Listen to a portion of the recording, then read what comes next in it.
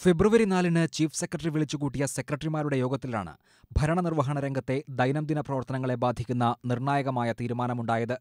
വകുപ്പ് സെക്രട്ടറി ഉൾപ്പെടെയുള്ള മുതിർന്ന IAS ഓഫീസർമാരുടെ അഭിപ്രായത്തിന് വിരുദ്ധമായി മന്ത്രിസഭായോഗത്തിന് കുറിപ്പുകൾ സമർപ്പിക്കപ്പെടുകയാണെന്ന ആരോപണത്തെ തുടർന്നായിരുന്നു ഇത്.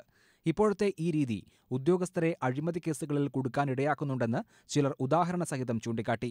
മന്ത്രിമാരുടെ പ്രത്യേക താൽപര്യപ്രകാരമുള്ള ഫയലുകളിൽ കുറിപ്പെഴുതാൻ നിർബന്ധിതരാകുന്ന ഉദ്യോഗസ്ഥർ അഴിമതിക്കേസിൽ ബലിയാടാകുന്ന അവസ്ഥ ഒഴിവാക്കിയേ തീരൂവെന്നും സെക്രട്ടറിമാർ ആവശ്യപ്പെട്ടു. ഇതേ തുടർന്നാണ് മന്ത്രിസഭായോഗത്തിനുള്ള കുറിപ്പിൽ വകുപ്പ് സെക്രട്ടറിമാർക്ക് വിയോജിപ്പ് രേഖപ്പെടുത്താൻ ചീഫ് സെക്രട്ടറി അനുമതി നൽകിയത്. മന്ത്രിസഭായോഗത്തിനുള്ള കുറിപ്പിലെ നടപടിക്രമങ്ങളിൽ മാറ്റം വരുത്തണമെങ്കിൽ സെക്രട്ടേറിയറ്റ് മാനുവലിലും മാറ്റം വരുത്തണം. ഇത്തരത്തിൽ ഭേദഗതി വരുത്താനുള്ള അധികാരം മന്ത്രിസഭയ്ക്കാണ്.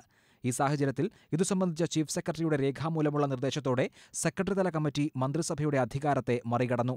ഇത് ഭരണരംഗത്ത് അസാധാരണമായ സാഹചര്യമാണ് സൃഷ്ടിച്ചിരിക്കുന്നത്. കേരള സെക്രട്ടേറിയറ്റ് ഓഫീസ് മാനുവലിലെ 190, 191 ഖണ്ഡികകൾ പ്രകാരമാണ് മന്ത്രിസഭായോഗത്തിനുള്ള കുറിപ്പ് തയ്യാറാക്കുന്നത്. മുഖ്യമന്ത്രിയുടെ അനുമതിയോടെ ഡെപ്യൂട്ടി സെക്രട്ടറിയുടെ റാങ്കിൽ കുറയാത്ത ഉദ്യോഗസ്ഥനാണ് കുറിപ്പ് തയ്യാറാക്കുക. അതിനുശേഷം joint secretary, additional secretary, principal secretary മുതൽ ചീഫ് സെക്രട്ടറി വരെയുള്ളവർ കുറിപ്പ് കാണും. ബന്ധപ്പെട്ട വകുപ്പ് മന്ത്രിക്കും ഇതിനിടയിൽ കുറിപ്പ് കാണാൻ അവസരമുണ്ട്. ഇതര വകുപ്പുകളുടെ അഭിപ്രായങ്ങൾ അതേപടി കുറിപ്പിൽ ഉൾപ്പെടുത്തണമെന്നും വ്യവസ്ഥയുണ്ട്. ഈ സാഹചര്യത്തിൽ മന്ത്രിസഭായോഗത്തിനുള്ള കുറിപ്പിൽ വകുപ്പ് സെക്രട്ടറിയുടേതായി അഭിപ്രായങ്ങൾ പ്രത്യേകമായി രേഖപ്പെടുത്താറില്ല. വർഷങ്ങളായി നിലനിൽക്കുന്ന ഈ രീതിയാണ് IASകാരുടെ അഴിമതിക്കേസ് പേടിയിൽ മാറ്റാനൊരുങ്ങുന്നത്. MP സന്തോഷ്, ഇന്ത്യ വിഷൻ, തിരുവനന്തപുരം.